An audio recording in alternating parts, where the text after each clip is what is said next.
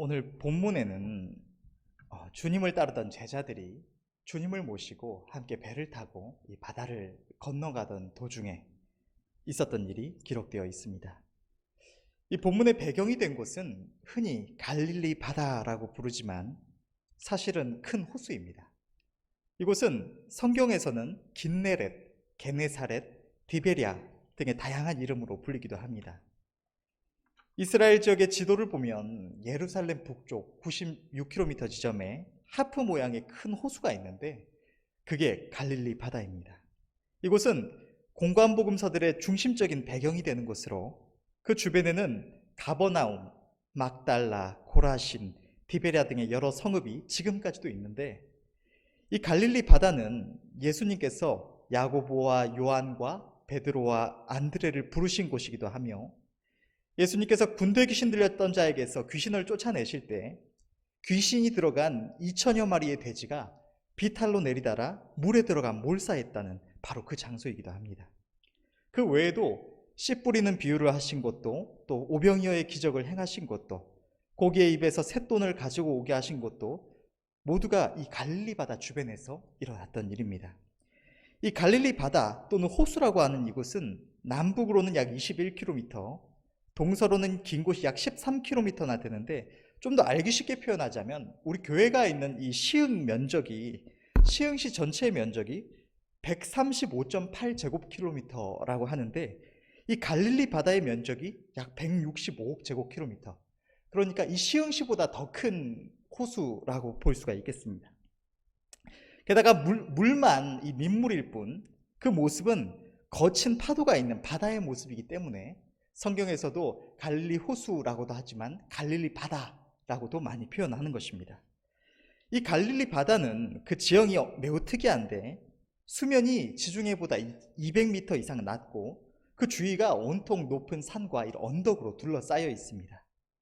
이로 인해서 낮에는 뜨거운 태양으로 인해서 수면의 온도가 올라가고 공기가 증발하며 물이 증발하며 공기가 희박해집니다.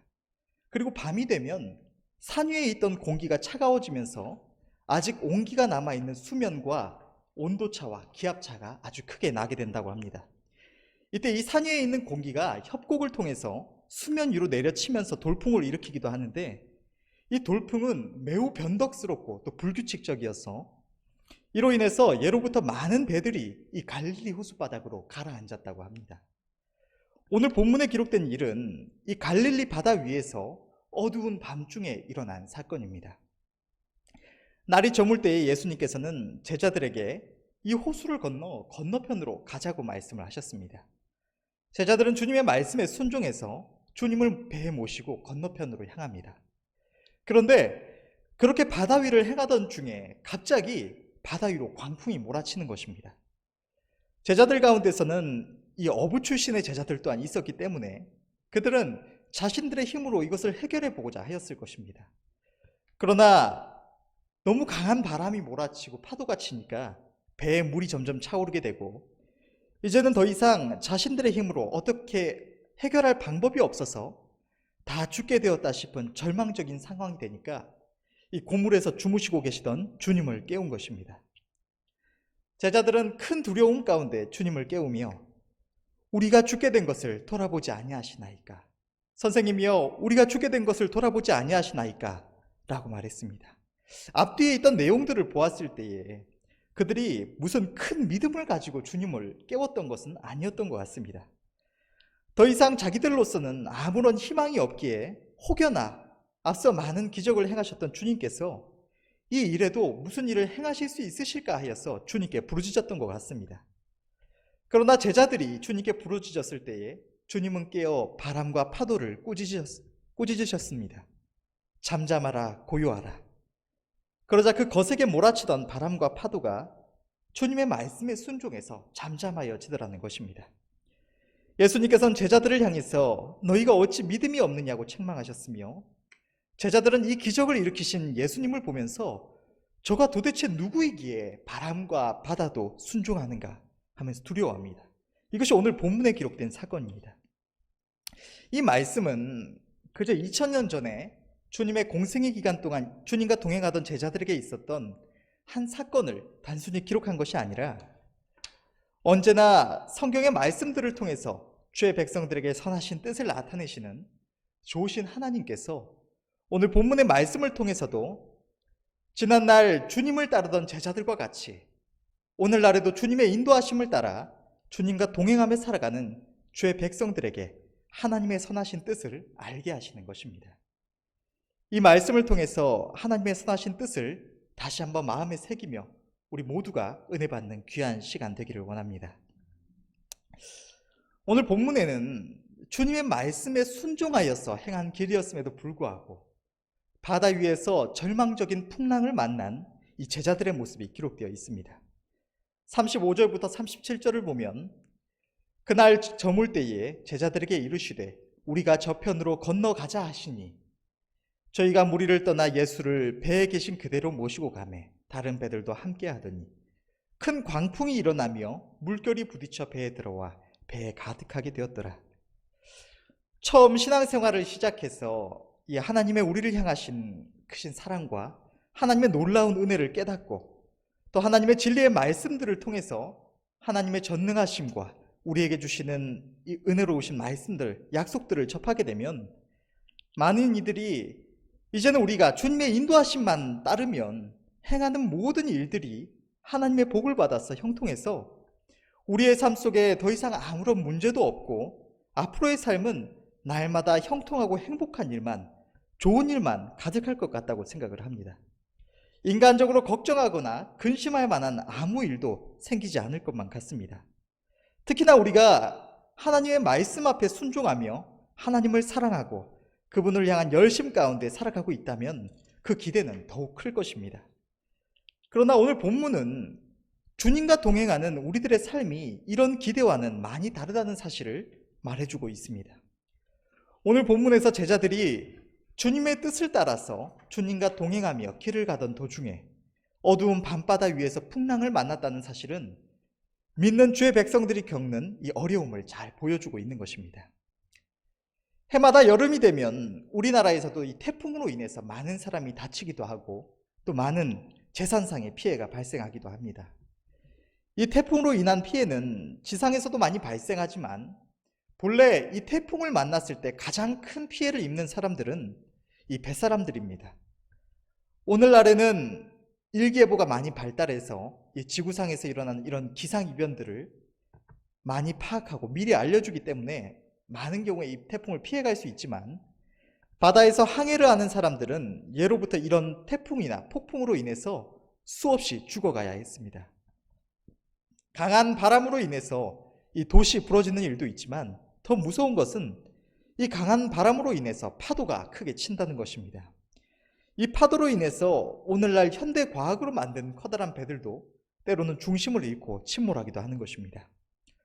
오늘 본문 또한 이 광풍이 몰아치고 파도가 쳐서 배에 물이 가득하게 되었다고 기록을 하고 있는데 성경을 보면 하나님께서는 이 세상을 살아가는 사람들이 삶 가운데 만나는 여러 가지 문제, 환난과 고난들을 이 바다에서 만나는 두렵고 강한 바람과 파도로 표현을 하시는 부분들이 많이 있습니다. 몇 부분을 살펴보면 시편 55편 8절을 보면 내가 피난처에 속히 가서 폭풍과 광풍을 피하리라 하였도다. 시편 88편 7절을 보면 주의 노가 나를 심히 누르시고 주의 모든 파도로 나를 괴롭게 하셨나이다. 이 말씀들을 보면 시편 기자가 무슨 밖에 나갔다가 바람이 너무 많이 불어가지고 바람 피할 곳을 찾아 들어갔다거나 배를 타고 바다에 나갔는데 파도가 너무 쳐서 괴로웠다거나 이런 말씀들이 아니라는 사실은 우리가 쉽게 알 수가 있을 것입니다. 이처럼 사람들의 삶에 닥쳐온 여러 가지 문제들을 이 바람과 파도로 비유하여 표현하시는 것은 성경에서뿐만 아니라 하나님을 알지 못하는 이들 또한 이 세파라는 표현으로 많이 사용하는 것입니다. 바다에서 만나는 이런 크고 작은 파도처럼 우리들의 삶에도 크고 작은 여러 가지 어려움이 닥쳐오고 그것은 어느 때에는 쉽게 넘어갈 수 있는 파도일 수도 있지만 또 어느 때에는 배가 뒤집힐 만큼 더 이상 살아가기가 힘들다고 생각할 만큼 두렵고 절망적인 파도일 수도 있는 것입니다. 오늘 본문에서 주님의 말씀을 따라 행하던 제자들이 만난 이 바람과 파도가 보여주는 것이 바로 이것입니다. 하나님께서 오늘 본문의 말씀을 통해서 이 세상을 살아가며 어려운 일들을 맞이하는 하나님의 자녀들이 어떻게 하나님의 능력을 힘입고 믿음으로 살아가며 승리할 수 있는지를 말씀해 주시는 것입니다. 오늘 본문의 제자들은 주님의 말씀을 따라 행하였음에도 불구하고 이 절망적인 풍랑을 만났습니다. 그들 가운데는 본래 이 갈릴리 바다에서 고기를 잡으며 어업을 하던 이 잔뼈가 굵은 어부였던 이 야고보, 요한, 베드로, 안드레 같은 제자들도 있었습니다. 때문에 처음부터 그들이 이 바람과 파도를 만났다고 이제 다 죽게 되었다고 부르짖지는 않았을 것입니다. 제자들은 그래도 이 바다를 잘 안다고 자부하는 자신들의 능력으로 그들이 가진 노하우를 살려서 이 바람과 파도를 이겨내고자 온갖 노력을 기울였을 것입니다. 그러나 광풍은 멈추지 않았고 배에 물이 차올라서 결국 자신들의 힘으로는 감당할 수 없는, 어떻게 해볼 수가 없는 상황에 이르고 만 것입니다. 우리의 삶에도 때때로 이처럼 우리가 해결할 수 없는 문제들이 찾아옵니다. 우리가 감당할 수 없는 커다란 풍파들은 때로는 먹고 사는 이 생활의 문제로, 때로는 사업이나 건강의 문제로, 혹은 가정의 문제로, 학생들이나 혹은 청년들 가운데서는 이 학업이나 진로의 문제로 저마다의 처지에 따라서 다양한 모습으로 닥쳐옵니다. 이러한 문제를 맞이했을 때 수많은 이들이 어떻게든 내 힘으로 이 문제를 해결해 보고자 할 수 있는 모든 노력을 다합니다. 그리고 그렇게 했음에도 불구하고 아무런 길이 보여지지 않고 문제를 해결할 수 없는 절망적인 상황에 놓였을 때 우리에게는 큰 두려움과 절망감과 좌절감이 찾아오는 것입니다.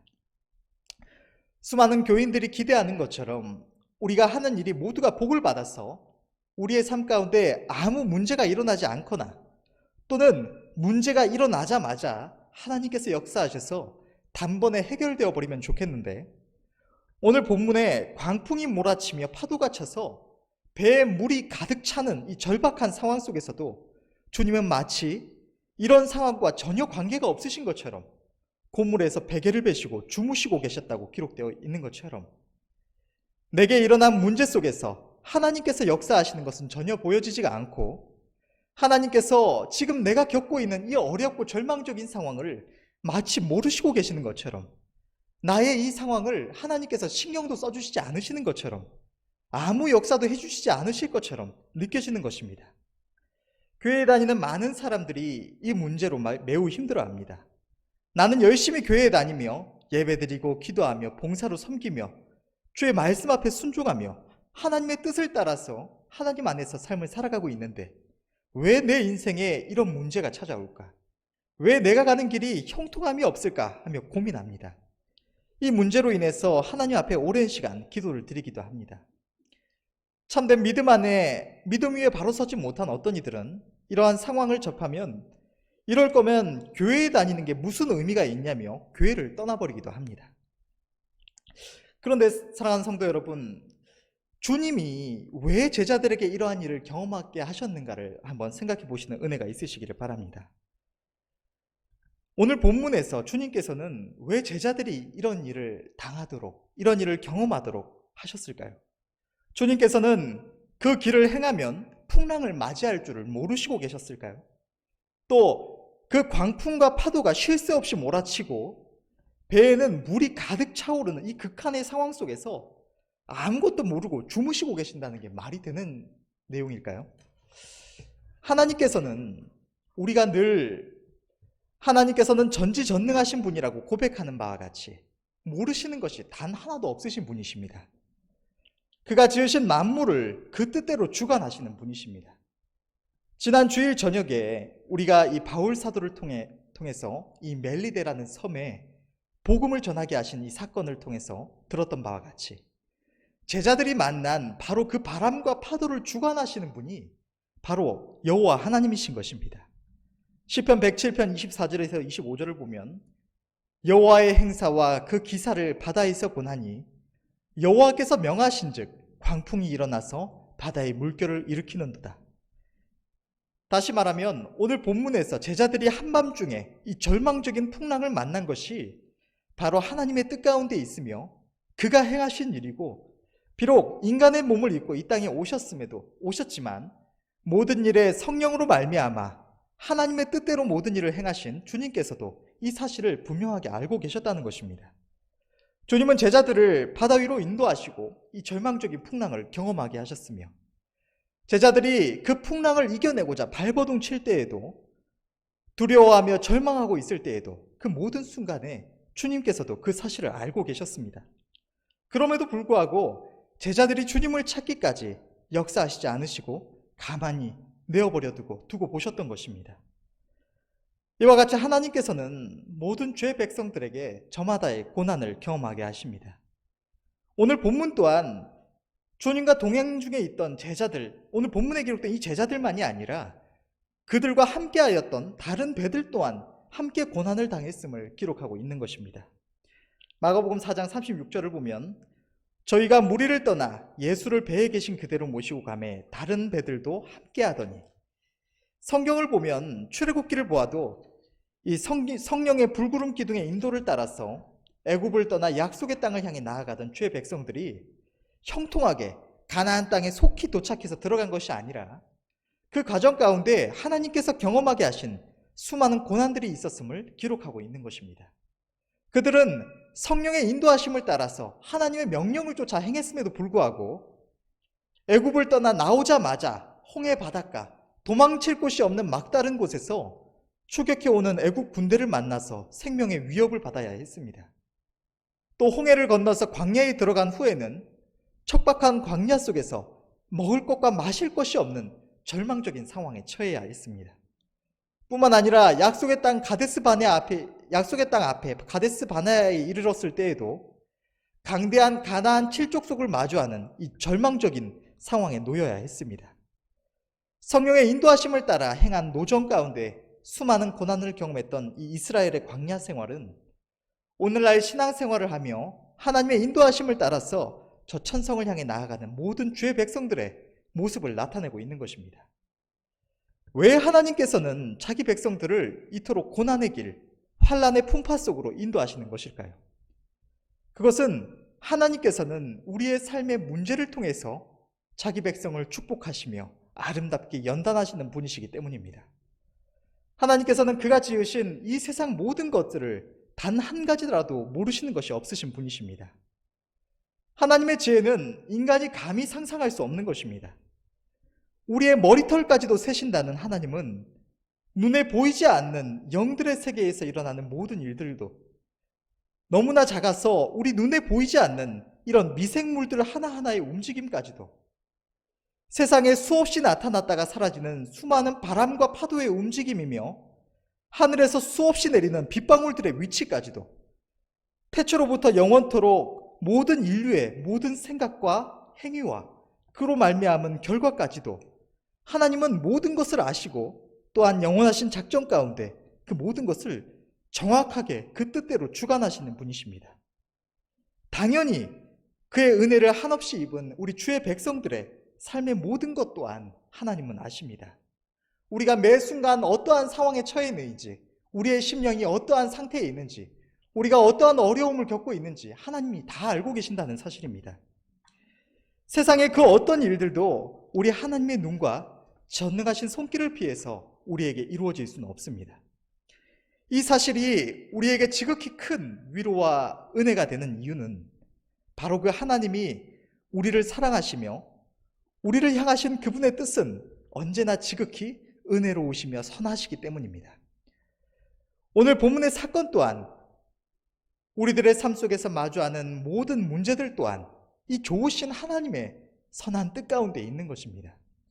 하나님께서는 우리의 삶 속에서 수많은 문제들을 우리에게 허락하시며 이 모든 문제들을 통해서 우리를 축복하시며 자기의 영광스러운 형상에 이르기까지 우리를 연단하셔서 거룩한 하나님의 참 자녀, 참 백성으로 삼으시는 것입니다. 우리의 삶에 일어나는 모든 문제는 단 하나도 그저 나쁜 일, 불행한 일이나 재앙이 없는 것입니다. 모든 문제들을 마주하는 순간에 두려워하며 좌절하는 것이 아니라 그 일들의 배후에 계시니 그 모든 일들을 통하여 우리를 축복하시고자 하시는 하나님을 바라보심으로 믿음으로 기대하며 감사하며 찬양하는 은혜가 있으시기를 바랍니다. 오늘 본문에서 제자들은 더 이상 어떻게 할 수 없는 이 절망적인 상황에 이르자 고물에서 주무시던 주님을 깨웠습니다. 여러분, 성경을 보면서 오늘 말씀을 볼 때 이 일을 경험했던 제자들의 심경을 상상해 보신 적이 있으십니까? 어둡고 깜깜한 바다, 주변에는 아무것도 그 누구도 보이지 않는 바다 위에서 갑자기 광풍이 몰아치며 넘실대는 파도가 쉬지 않고 밀려오기 시작함을 볼 때에 제자들은 가슴이 철렁했을 것입니다. 심상치 않은 풍랑에 큰일 났다 싶으면서도 자신들이 알고 있는 모든 지식과 기술을 다 동원해서 그 상황을 모면하고자 발버둥을 쳤을 것입니다. 그런데 아무리 발버둥을 쳐도 바람은 계속 불어오고 배에는 물이 점점 차올라서 배에 물이 가득하게 되었을 때, 이제는 무슨 수를 써도 절대 이 상황을 벗어날 수가 없구나. 이제 다 죽었구나. 이제 다 끝이구나. 절망하며 체념하던 그 순간에 자신들의 상황과는 전혀 상관없으신 것처럼 주무시고 계시는 주님을 보면서 원망 섞인 목소리로, 아니 이 상황에 어떻게 주무시고 계실 수가 있느냐고 주님을 향해서 부르짖었던 것입니다.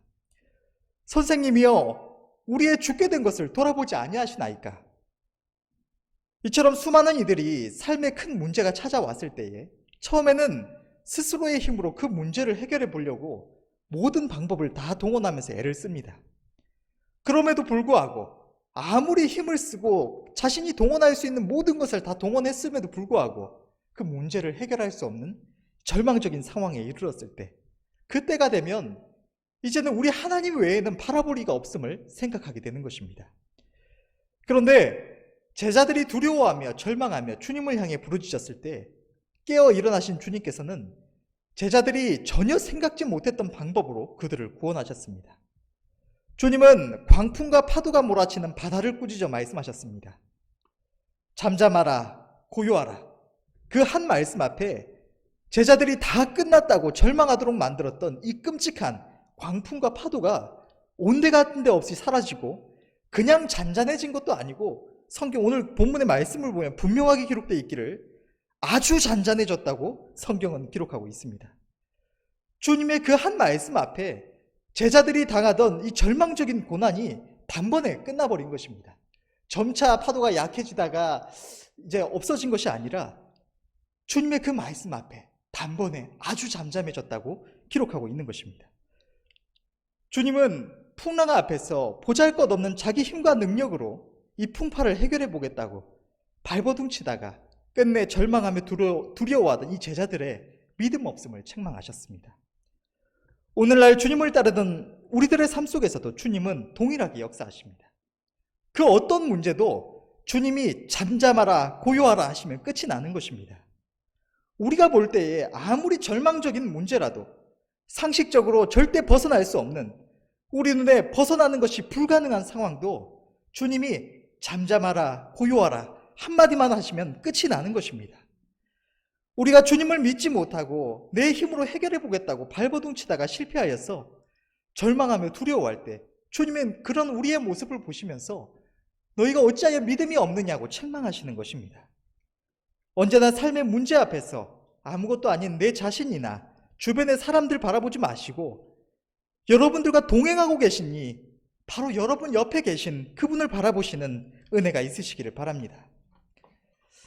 오늘 본문의 사건은 주님의 제자들이 그들과 함께 하시는 주님이 누구이신가를 깨닫게 하는 이 중요한 사건이 되었습니다. 시편 89편 8절에서 9절 말씀을 보면 여호와 만군의 하나님이여 주와 같이 능한 자 누구리이까? 여호와여 주의 성실하심이 주를 둘렀나이다. 주께서 바다의 흉용함을 다스리시며 그 파도가 일어날 때 평정케 하시나이다. 시편 107편 24절에서 29절을 이어서 보면 여호와의 행사와 그 기사를 바다에서 보나니 여호와께서 명하신즉 광풍이 일어나서 바다 물결을 일으키는도다. 저희가 하늘에 올랐다가 깊은 곳에 내리니 그 위험을 인하여 그 영혼이 녹는도다. 저희가 이리저리 구르며 취한 자같이 비틀거리니 지각이 혼돈하도다.